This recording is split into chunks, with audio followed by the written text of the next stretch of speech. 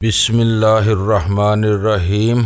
गुमनाम हीरो के मुअज़्ज़ज़ नाज़रीन, अस्सलामु अलैकुम। आइए चलते हैं कहानी की तरफ। बिमला से ठाकर ने जवाब दिया, बात दरअसल ये है मेरे मित्र। इसने नजरें मेरे चेहरे पर जमा दी। घर का माहौल बच्चों की तरबियत का होता है। घर में सुकून न हो, इंतशार हो, माहौल मुक्तदर हो तो ये तवक्को नहीं रखनी चाहिए कि बच्चे देवी देवताओं की तरह मासूम होंगे। ये किसी बात का असर बहुत जल्द कबूल कर लेते हैं। इनके घर का माहौल भी कुछ ऐसा ही रहा है कि जरूरत से ज्यादा पाबंदियों ने भी इन्हें बागी बना दिया है। 3 साल छोटा भाई पंडित जी की मार खाकर इस तरह घर से भागा कि आज तक इसका पता नहीं चला। लड़कियों ने भी घर के माहौल का कोई अच्छा असर कबूल नहीं किया। ये मादर पितर आजाद हो गई। एक फिल्मी हीरोइन बनने के लिए बम्बई चली गई और दूसरी ये, इसने बिमला की तरफ इशारा किया। इससे मेरी मुलाकात चंद महीने पहले हुई थी। मैं इस वक्त अपने रेस्टोरेंट में था। ये 2 लड़कों के साथ वहाँ आई थी। मैंने इन्हें देखते ही अंदाजा लगा लिया कि दाल में कुछ काला है। ये इस वक्त दारू पिए हुए थी और पूरी तरह अपने हवास में नहीं थी। आधे घंटे बाद एक और आदमी वहाँ आया और इन तीनों को साथ ले गया। वो आदमी मेरे ही होटल की 4थी मंजिल के एक कमरे में ठहरा हुआ था। मैं इसे देखकर चौंक सा गया। मैंने एक वेटर को इशारा किया, वो भी इनके पीछे ही रेस्टोरेंट से निकल गया। चंद मिनट बाद वापस आकर इसने बताया कि वो तीनों इस लड़की को 4थी मंजिल पर एक कमरे में ले गए हैं। इसमें शुबा नहीं कि बेशतर रिहायशी होटल अय्याशी के अड्डे बने हुए हैं। कई होटल तो ऐसे हैं जिनके मुंतजमीन और मालिक खुद होटल में ठहरने वाले मेहमानों को लड़कियां सप्लाई करते हैं। बाद होटलों में ठहरे हुए मेहमान बाहर से लड़कियों को लेकर आते हैं और वेटरों वगैरह को चंद रुपए रिश्वत देकर इन्हें जुबान बंद करने पर मजबूर कर देते हैं। मैं कोशिश करता हूँ कि मेरे होटल या रेस्टोरेंट में ऐसी कोई बात न हो, लेकिन बाज औकात ऐसी कोई वारदात हो ही जाती है। इस रात लड़की नशे में थी। इसे 2 औबाश किस्म के लड़के लेकर मेरे रेस्टोरेंट में आए थे और फिर इन्हें एक ऐसा आदमी अपने साथ ले गया था जो मेरे ही होटल में ठहरा हुआ था। मैं तो पहली ही नजर में ऐसे लोगों को ताड़ लेता हूँ और ये तो देखा बाला हुआ केस था। मैं रेस्टोरेंट छोड़कर ऊपर आ गया और ये तस्दीक हो जाने के बाद कि वो चारों 4थी मंजिल वाले कमरे में मौजूद हैं, मैंने पुलिस को बुला लिया और जब इस कमरे का दरवाजा खुलवाया गया तो लड़की के जिस्म पर लिबास बराए नाम ही रह गया था और वो तीनों खिलौना समझकर इसे खेल रहे थे। इनके साथ मुझे भी पुलिस स्टेशन जाना पड़ा। एक थप्पड़ खाने के बाद लड़की होश में आ गई थी।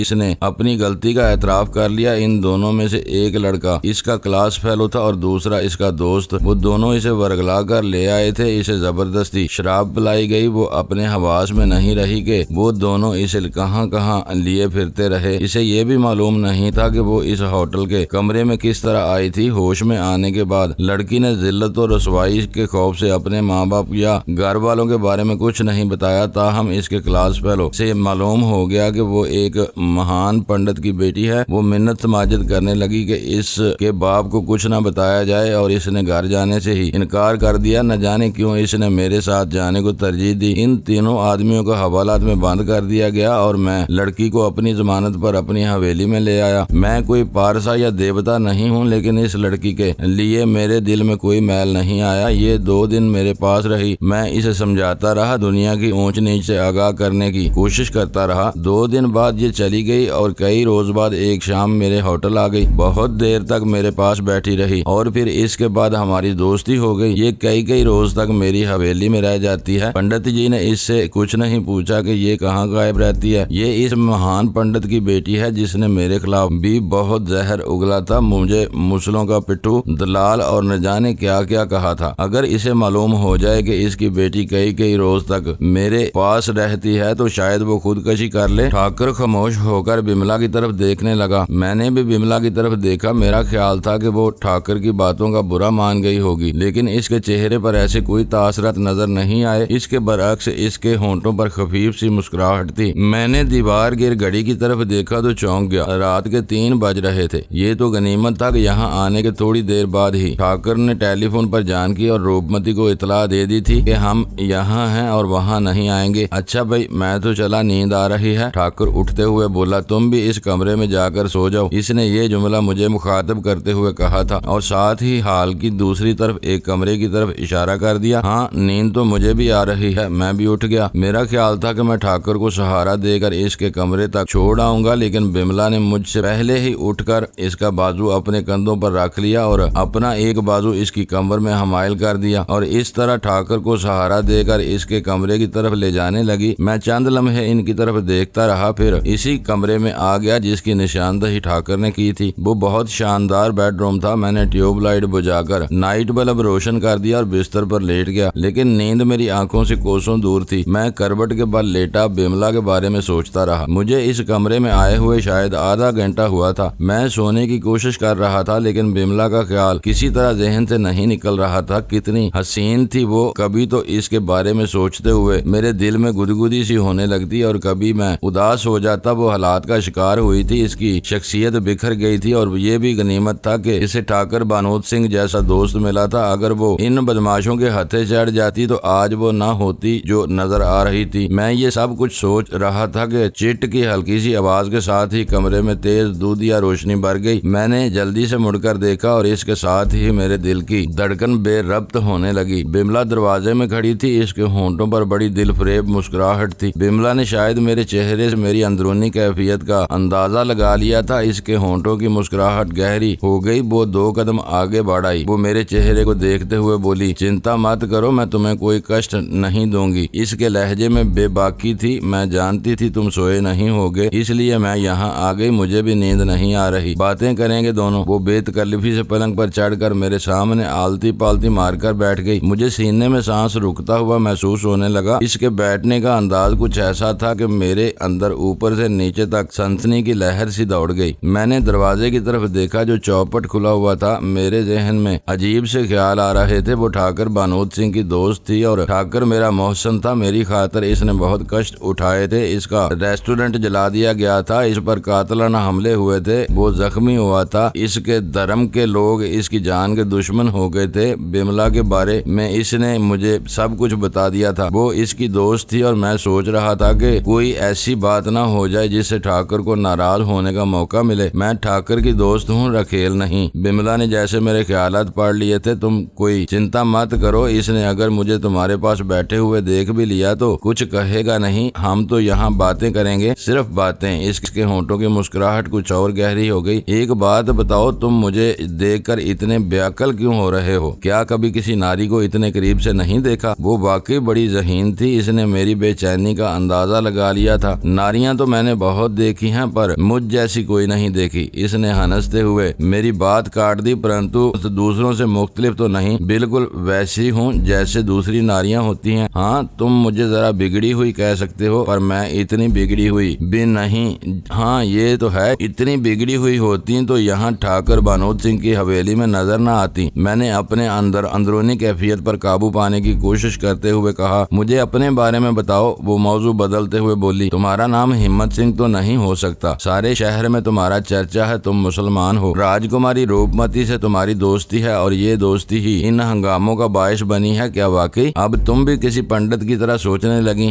मैंने इसकी बात काट दी। पंडित पुजारी? बिमला के मुंह से गहरा सांस निकल गया। उन्होंने धर्म का ठेका ले रखा है और धर्म को सबसे ज्यादा नुकसान पहुंचाने वाले भी यही लोग हैं। जातियों का जहर भी इन्हीं पंडितों और पुजारियों ने फैलाया है। मेरे पिताजी ब्राह्मण हैं, हिंदू धर्म में सबसे ऊंची और पवित्र जाति, मगर इनके कर्म नीची जाति के लोगों से भी बदतर हैं, मलीच हैं। वो बहुत नफरत है तुम्हें अपने पिताजी से। मैंने कहा, बाप कितना ही बुरा क्यों ना हो, औलाद के लिए तो देवता समान होता है, मगर तुम्हारी ये नफरत, इसकी वजह ये तो नहीं कि तुम पर जरूरत से ज्यादा सख्ती की गई, या पिताजी से नफरत का कारण वो कष्ट नहीं जो मैंने इनकी और से उठाए हैं। बिमला ने जवाब दिया, माँ बाप औलाद पर थोड़ी बहुत सख्तियाँ करते हैं और औलाद इन बातों का कभी बुरा नहीं मानती। ये सख्तियाँ इनकी भलाई के लिए होती हैं, पर हमारे पिताजी ने हम पर जरूरत से ज्यादा दबाव डाला। वो चंद लम्हों को खामोश हुई, फिर बोली, तुमने ठीक कहा, पिता औलाद के लिए देवता समान होता है। इसे देखकर ही औलाद अपनी जिंदगी के रास्ते का तयन करती है। बाप ही अगर औलाद के सामने नंगी बातें करेगा, नंगी हरकतें करेगा, तो औलाद से ये तवक्को कैसे की जाती है कि वो फरिश्तों की तरह नेक और मासूम हो। मेरे पिताजी के कर्म भी कुछ वैसे ही हैं। वो गैर औरतों को हवेली में लेकर आते, मेरी माता जी को मजबूर करते कि इनकी सेवा करे, इन्हें अपने हाथों से दारू पिलाए। बात सिर्फ औरतों तक होती तो काबिले बर्दाश्त होती। वो तो औरतों के साथ दूसरे पंडितों को भी लेकर आते थे और माता जी को मजबूर किया जाता था कि इन पंडितों को अपने हाथों से दारू पिलाए। ये सब कुछ माता जी के लिए नाकाबिले बर्दाश्त था, लेकिन वो ये दुख सहने पर मजबूर थी। इनकी मौजूदगी में औरतों को नंगा किया जाता। ये धर्मात्मा इन्हें नोचते खसोटते। माताजी वहाँ से जाना चाहती तो इन्हें जबरदस्ती रोक लिया जाता और ये सब कुछ देखने पर मजबूर किया जाता। माताजी ने इन्हीं दुखों में घुल घुल कर जान दे दी। पिताजी इस पर भी नहीं संभले। ये सिलसिले इसके बाद भी जारी रहे। इन्हें ये भी एहसास नहीं रहा कि इनके घर में भी 2 जवान बेटियां हैं। और फिर एक रात तो बेगैरती की इंतहा हो गई। इस रात पंडित शिवनाथ आया हुआ था। एक नारी भी थी। दारू पीते पीते वो अपने हवास खो बैठे थे। पिताजी ने पूजा को आवाज देकर पानी मंगवाया। पूजा पानी लेकर अंदर गई। वो जग रख कर लौटने लगी तो पंडित शिवनाथ ने इसका हाथ पकड़ लिया। पूजा ने हाथ छुड़ाने की कोशिश की तो पंडित इससे लिपट गया। इसके कपड़े फाड़ दिए। पूजा ने अपने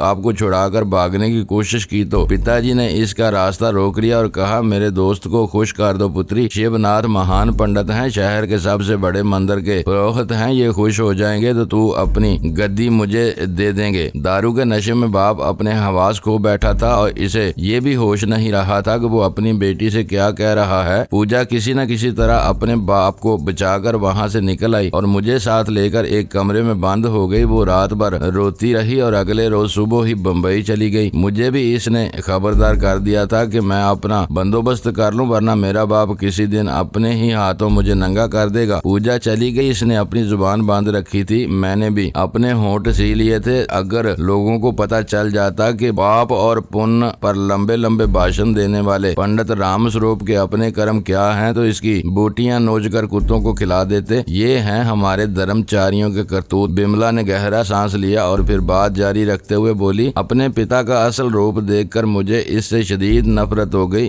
धर्म का प्रचार करने वाले खुद गंदगी की दलदल में फंसे हुए हैं। गौ माता को भगवान का दर्जा देते हैं, इसकी पूजा करते हैं, इसके गोबर को पवित्र समझकर अपने शरीर पर मलते हैं, इसे कोई कष्ट देना बहुत बड़ा पाप समझते हैं। मगर यही लोग इस गौ माता को मुसलमान कसाईयों के हाथ बेच देते हैं कि इसके गले पर छुरी फेरो और इसकी बोटियां खाओ, इसकी खाल के जूते बनाकर पैरों में पहनो। अजीब धर्म है और अजीब तर धर्मचारी हैं। मुझे अपने पिता से शदीद नफरत है, मगर मैंने किसी के सामने इनके खिलाफ कभी जुबान नहीं खोली। तुम पहले शख्स हो जिसे मैं अपना दुख बता रही हूँ। माताजी इन्हीं दुखों में गुजर गईं। एक बेटी घर छोड़कर चली गई, दूसरी कटी पतंग की तरह डामाडोल फिर रही है। मगर पिताजी को अब भी होश नहीं आया। किसी दुष्ट के बहकाने में आकर उन्होंने शहर में हंगामे शुरू करवा दिए। मुसलमानों के खिलाफ जहर उगलते हुए इनकी जुबान नहीं थकती थी। इन्हें दुख था कि एक मुसलमान किसी हिंदू नारी को बगल में लेकर क्यों घूम रहा है। इनके ख्याल में धर्म के खिलाफ ये बहुत बड़ी साजिश थी। धर्म को नष्ट किया जा रहा था, मगर वो ये भूल गए थे कि इनके अपने कर्म क्या हैं। वो खुद धर्म को कितना नुकसान पहुंचा रहे हैं। वो ये भी भूल गए थे कि इनकी अपनी एक बेटी एक मुसलमान के साथ इसके फ्लैट में रह रही है। मुमकिन है वो इन हंगामों को मजीद हवा दे देते, मगर फिरोज शाह ने पूजा और सलीम की तस्वीर दिखाकर इनकी जुबान बंद करा दी और वो हवेली में बंद होकर रह गए। इस रात अगर ठाकर बानोद सिंह मुझे इन बदमाशों से न बचाता तो मैं बर्बाद हो चुकी होती। मैं इज्जत से यहाँ न बैठी होती, वैश्या बन जाती। कोई पुत्री अपने पिता के खिलाफ इस तरह नहीं बोली होगी जिस तरह तुमने मुझे कहते सुना। मेरा पिता इंसान नहीं राक्षस है। इनके कारण मुझे भी इस धर्म से नफरत हो गई है। जिस धर्म में झूठ हो, मक्कारी हो, धोखा और फरेब हो, वो धर्म सच्चा कैसे हो सकता है। बात धर्म की नहीं, मैंने इसके खामोश होने पर कहा। बात इन लोगों की है जो अपनी बदअमालियों से धर्म को बदनाम करते हैं। बहरहाल तुम्हारे साथ जो कुछ भी हुआ इसका मुझे अफसोस है। मैं अपना बखेड़ा लेकर बैठ गई। बहुत देर बाद बिमला के होंठों पर खफीफ सी मुस्कुराहट आ गई थी। मैं तुमसे तुम्हारे बारे में पूछना चाहती थी। तुम मुसलमान हो। राजकुमारी रूपमती और ठाकर से तुम्हारी दोस्ती है। अपने पिताजी और दूसरे पंडितों और पुजारियों को तो आज तक मैंने यही कहते सुना है कि मुसलमान मलीच हैं, लेकिन ठाकर ने बताया था कि तुम भगवान की तरह पवित्र और मेहमान हो। तुमने हिंदू नारी की ना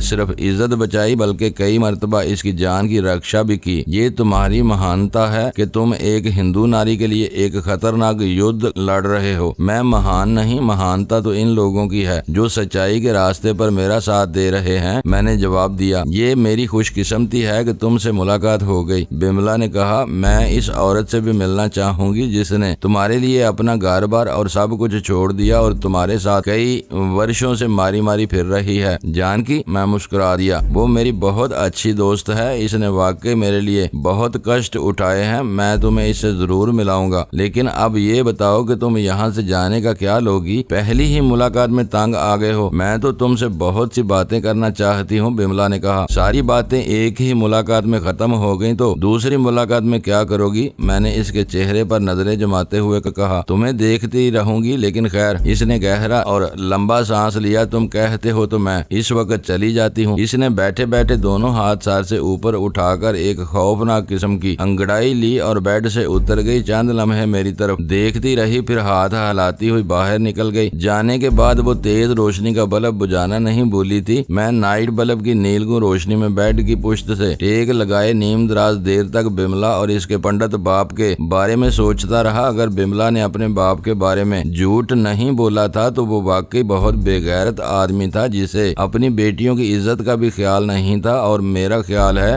बिमला ने कोई बात गलत नहीं कही थी, क्योंकि ठाकर भी मुझे इसके बारे में बहुत कुछ बता चुका था। इस वक्त सुबह के 5 बज रहे थे। इस वक्त एक नया दिन तलू हो रहा था। लोग रात भर के आराम के बाद बेदार होकर एक नए दिन के इस्तकबाल की तैयारी कर रहे थे और मैं नींद की लहरों में गोताजन हो रहा था। मेरी आंख 12 बजे से पहले नहीं खुल सकी थी। मैं बेदार होने के बाद भी देर तक बिस्तर पर पड़ा ऐंठता रहा। हवेली में खामोशी थी, किसी तरफ से आवाज सुनाई नहीं दे रही थी। ठाकर भी रात 3 बजे के लगभग सोया था और बिमला भी सुबह 5 बजे के बाद ही अपने कमरे में गई थी। मुझे यकीन था कि वो दोनों भी अभी तक सो रहे होंगे और मुलाजिम शायद बाहर लान में होगा, इसीलिए हवेली में खामोशी थी। मैं उठकर बाथरूम में घुस गया और देर तक ठंडे पानी के शावर के नीचे खड़ा रहा। और जब मैं कपड़े पहनकर बाहर निकला तो इसी वक्त नारायण नामी मुलाजिम कमरे में दाखिल हुआ। आप तैयार हो गए सरकार, नाश्ता लगा दूं? इसने पूछा। बिमला और ठाकर जाग गए या अभी सो रहे हैं? मैंने इसकी बात का जवाब देने की बजाय सवाल कर डाला। बिमला जी सो रही हैं और ठाकर जी तो सवेरे 7 बजे ही चले गए थे, नारायण ने जवाब दिया। कहाँ?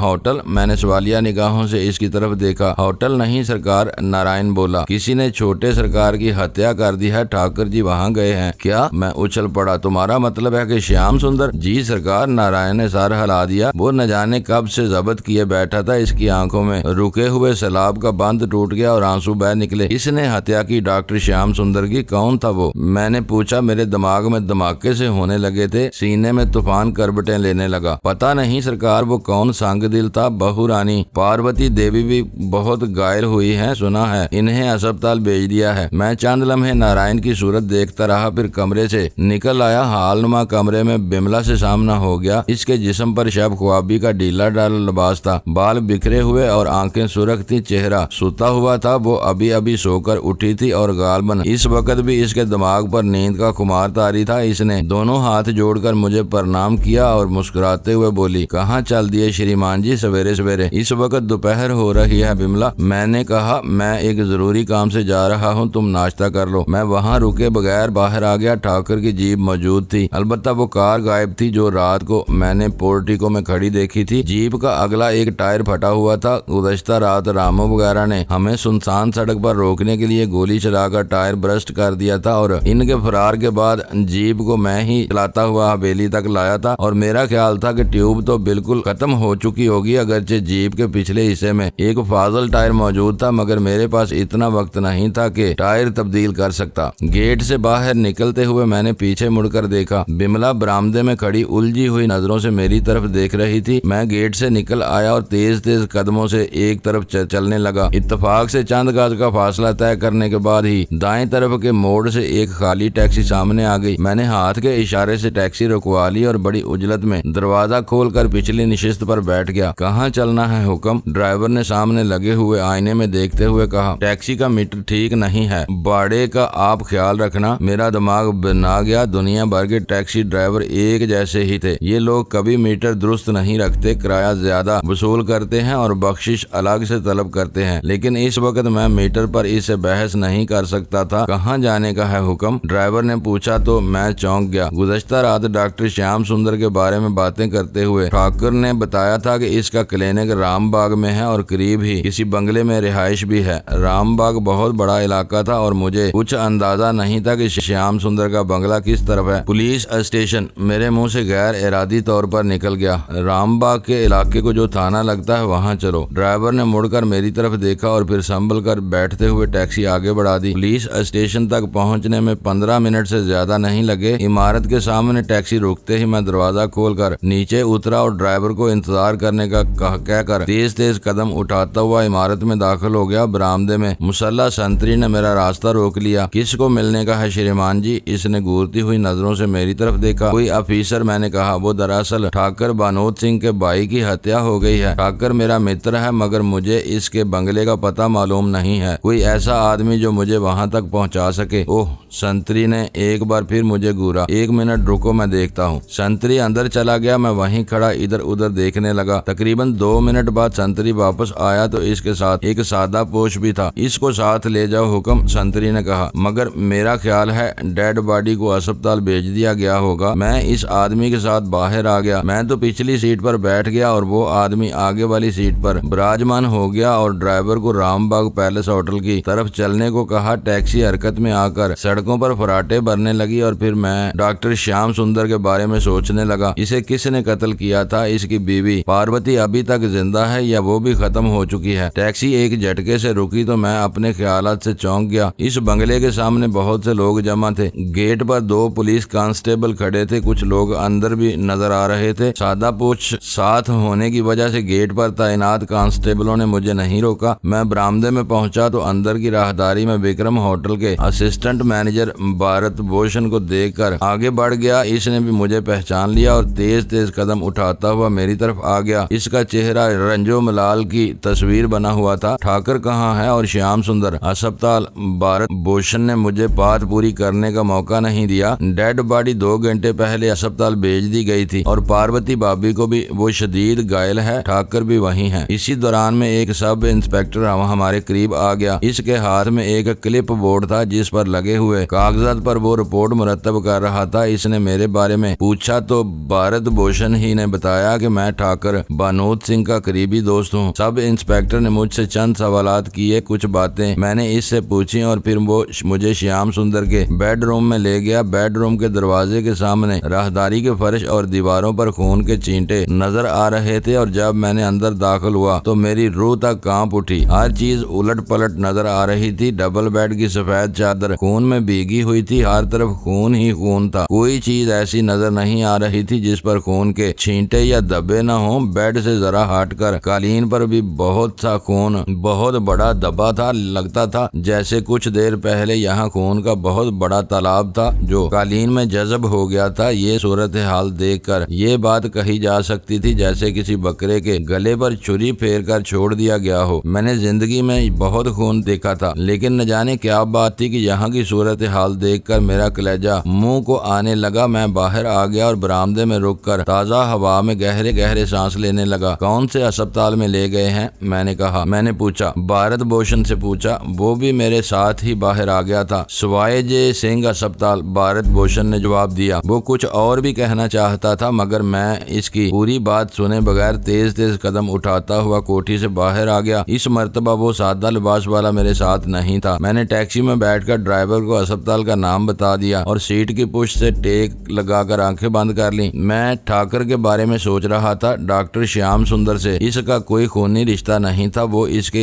एक अदना से मुलाजम का बेटा था जिसे इसकी माँ ने पाला था। लेकिन ठाकर को श्याम सुंदर से हकीकी भाइयों जैसी मोहब्बत थी। वो भी इसे बहुत चाहता था। श्याम सुंदर की मौत पर ठाकर का क्या हाल होगा? सवाए जय सिंह अस्पताल होटल जयपुर अशोक के जरा आगे सवाए जयपुर हाईवे पर वाक़या था। बहुत वसीओ अरीज और शानदार इमारत थी। कई ब्लॉक थे जो वसीओ अरीज रकबे पर फैले हुए थे। मेन गेट पर मैंने टैक्सी को फारग कर दिया। इस्तकबालिया से मुझे पता चल गया कि पार्वती देवी को अभी तक इमरजेंसी ही में रखा हुआ है। ठाकर बानोद सिंह कशादा राहदारी में ही मिल गया। वो सर को दोनों हाथों में थामे बेंच पर बैठा हुआ था। रेस्टोरेंट और होटल के मैनेजर और इसके चंद दोस्त भी वहाँ जमा थे। मेरी आवाज पर ठाकर ने सर उठाकर देखा। इसकी आंखें खूने कबूतर की तरह सुर्ख हो रही रही थी, बेपनाह कर्ब के आसार चेहरे पर हवीदा थे। मुझे देखकर वो एक झटके से उठ गया और मेरे साथ लिपट कर दाढ़े मार मार कर इस तरह रोने लगा कि इसे संभालना मुश्किल हो गया। इसके दोस्त भी बार बार इसे अपने साथ लिपटाकर दिलासा दे रहे थे। ठाकर देर तक मुझसे लिपटा हिचकियां भरता रहा। ये सब कुछ कैसे हुआ? कौन थे वो लोग? किसने ये जुल्म ढाया है? मैंने कहा, श्याम सुंदर तो बहुत मासूम था, वो तो मसीहा था, दूसरों को जिंदगी देने वाला। इसकी जिंदगी किस जालिम ने छीन ली? मैं इसे जिंदा नहीं छोड़ूंगा। ठाकर के हलक से गुर्राहट से निकली। इसके शरीर के इतने टुकड़े करूंगा कि कोई गिन नहीं सकेगा। इसकी बोटियां कुत्तों को खिला दूंगा। ऐसा इंतकाम लूंगा अपने मुन्ना का कि दुनिया इबरत हासिल करेगी। पर कौन था वो? मैंने उलझी हुई नजरों से इसकी तरफ देखा। पता चला वो कौन जालिम था। रामू ठाकर के मुंह से निकला, वो मेरे इंतकाम से बच नहीं सकेगा। ओह, मैं उछल पड़ा। मेरे दिमाग में आंधियां सी चलने लगी थी। हम इस वक्त दूसरे लोगों से जरा हट कर खड़े थे। तुम्हें कैसे पता चला? मैंने सवालिया निगाहों से इस तरफ देखा। सुबह 7 बजे मुझे पुलिस ने टेलीफोन पर इस दुर्घटना की इतला दी थी। मैंने सोचा तुम्हें भी जगाकर साथ ले चलूं, मगर फिर ख्याल आया कि तुम सारी रात जागते रहे थे। मैंने तुम्हें जगाना मुनासिब नहीं समझा और श्याम सुंदर की कोठी पर पहुंच गया। कोठी के बाहर बहुत से लोग जमा थे। अंदर पुलिस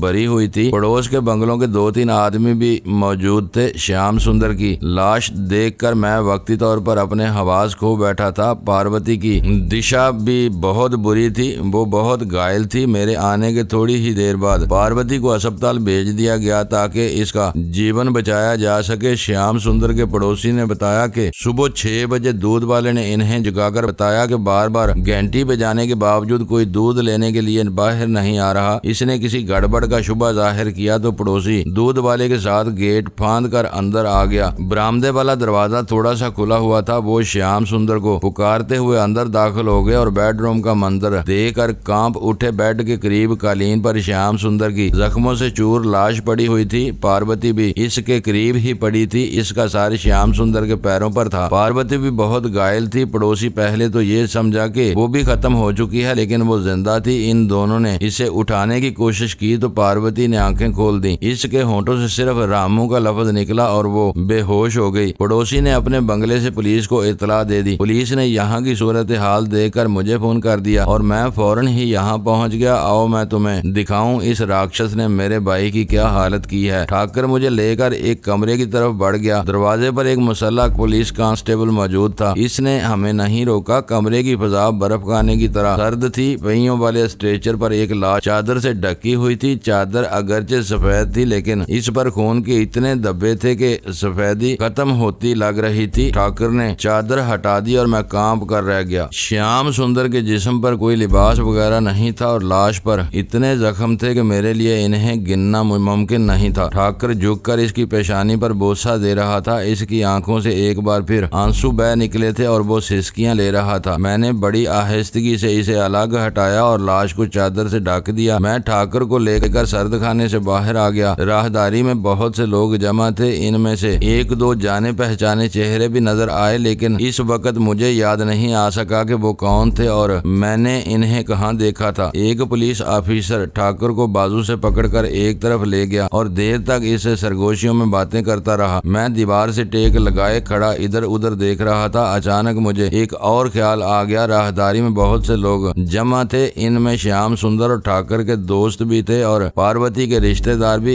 इसकी माँ तो बार बार पिछाड़े खा रही थी। इसके अलावा कुछ और खवातीन भी थीं, लेकिन जानकी या रूपमती दिखाई नहीं दी। सुबह 7 बजे श्याम सुंदर के कत्ल की इतला मिलते ही ठाकर हवेली से भाग खड़ा हुआ था। मुझे तो इस ख्याल से नहीं जगाया था कि मैं रात भर जागा था और फिर श्याम सुंदर की कोठी पर आने के बाद वो अपने हवास खो बैठा था और इसने रूपमती को इस दुर्घटना की इतला नहीं दी थी। मैंने ठाकर की तरफ देखा। इंस्पेक्टर ने एक हाथ इसके कंधे पर रखा हुआ था और इसके चेहरे पर नजरें जमाए कुछ कह रहा था। मैं इस मौका से फायदा उठाते हुए इस्तकबालिया काउंटर की तरफ आ गया। बहुत वसी और अरीज लॉबी थी। इसे इंतजार का भी कहा जा सकता था। थोड़े थोड़े फासले पर सोफे और कुर्सियां बिछी हुई थी। मुनासिब जगहों पर कंक्रीट के बड़े बड़े खूबसूरत गमले भी रखे हुए थे, जिनमें ऐसे पौधे लगे हुए थे जो सिर्फ साये में ही नशोनुमा पा सकते थे। लंबे चौड़े इस्तकबालिया काउंटर से जरा आगे एक कतार में 4 टेलीफोन बूथ थे। एक बूथ खाली था। एक औरत इस तरफ बढ़ रही थी। मैं तेज तेज कदम उठाता हुआ इससे पहले ही बूथ में घुस गया। रिसीवर उठाकर मतलूबा सिक्के डाले और नंबर मिलाने लगा। दूसरी तरफ से कॉल रूपमती ने रिसीव की थी। मैं इधर उधर की बातों से ये टोल लेने की कोशिश करता रहा कि इन्हें इस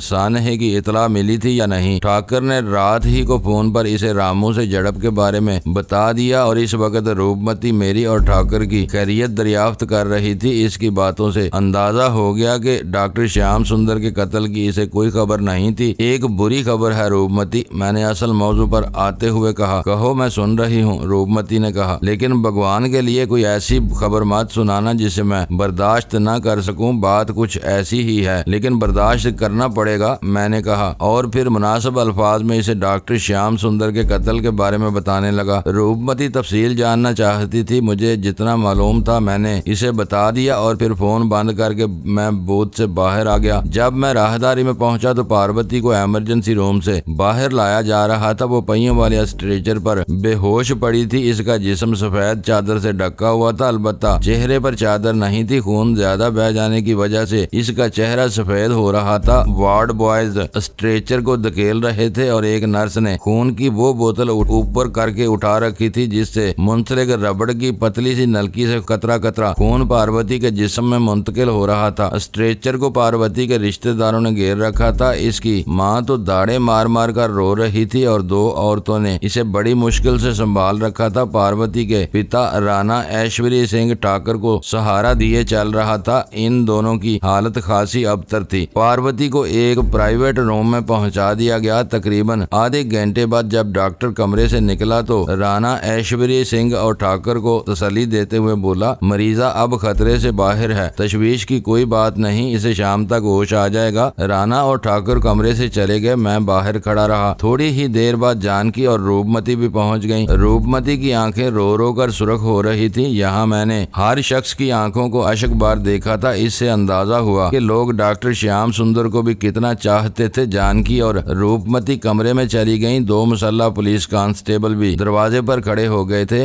वो दिन हमने अस्पताल ही में गुजारा। ठाकर सुबह 7 बजे इतला पाकर हवेली से भाग खड़ा हुआ था। इसने चाय तक नहीं पी थी और मैंने भी अभी तक कुछ नहीं खाया पिया था। 4 बजे के करीब मैंने और रूपमती ने जबरदस्ती इसे थोड़ा बहुत खिला दिया। मैंने भी एक सैंडविच ले लिया था। रात 8 बजे के करीब पार्वती को होश आ गया। पुलिस ऑफिसर इस वक्त अस्पताल ही में मौजूद था। वो डॉक्टर की इजाजत पाकर पार्वती का बयान लेने के लिए आ गया। फालतू लोगों को कमरे से निकाल दिया गया। राणा ऐश्वर्य सिंह ठाकर और मेरे अलावा डॉक्टर और 2 पुलिस ऑफिसर थे। पार्वती को अगरचे किसी ने ये नहीं बताया था कि इसका पति अब इस संसार में नहीं रहा, लेकिन घायल होकर बेहोश होने से पहले इसने जो कुछ देखा होगा इससे इसे अंदाजा हो गया था कि इसका सुहाग उजड़ चुका है। हिचकियों, आंसुओं और आहों के बीच तकरीबन 1.5 घंटे में इसने अपना बयान मुकम्मल किया। पार्वती के बयान के मुताबिक वो दोनों अपने बेडरूम में सो रहे थे कि सुबह 4:30 बजे के करीब कोई आहट सुनकर इसकी आंख खुल गई। इसने डॉक्टर श्याम सुंदर को जगा दिया। लाउंज की तरफ से दोबारा आहट सुनाई दी तो श्याम सुंदर उठकर कमरे से निकल गया और फिर दूसरे ही लम्हे वो श्याम सुंदर की चीख सुनकर वो उछल पड़ी। वो उठकर दरवाजे की तरफ लपकी, लेकिन श्याम सुंदर दरवाजे ही में इससे टकरा गया। वो जख्मी था, इसके बाजू से खून बह रहा था। पार्वती एकदम बदहवास हो गई। वो पति को सहारा देना चाहती थी कि 2 आदमी कमरे में घुस आए। इन दोनों के हाथों में खंजर थे। इनमें एक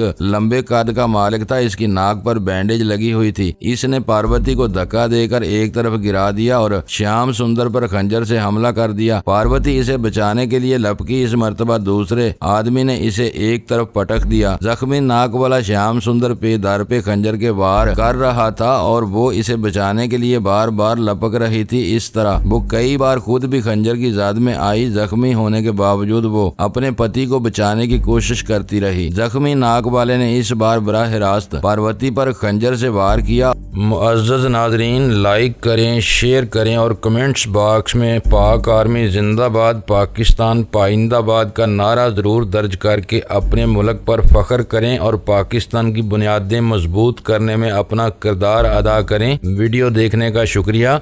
मुअज़्ज़ज़ नाज़रीन, अपना ख्याल रखिएगा और हमारे चैनल का भी। ISI पाक आर्मी जिंदाबाद, पाकिस्तान पाइंदाबाद।